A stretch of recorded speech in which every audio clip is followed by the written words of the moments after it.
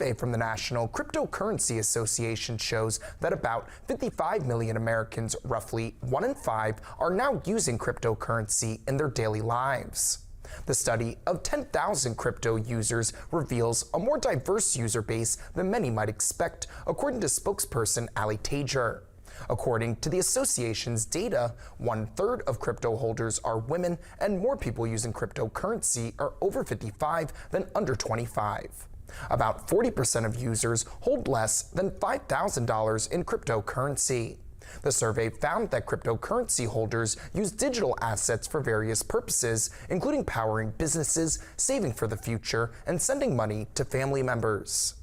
We've all heard a lot about crypto, good, bad, and confusing, but at its core, crypto is really simple. It's a digital asset that you can own, hold, use, save, and invest, just like you would with many other assets.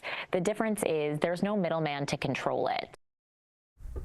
Tajer notes that cryptocurrency transactions are powered by blockchain technology, which functions as a permanent public ledger that cannot be edited or erased. Users access cryptocurrency through digital wallets that come with both public keys for receiving payments and private keys that must be kept secure. The association emphasizes that because there is no third party involved in crypto transactions, users must take extra precautions to protect their digital assets. The city of Vienna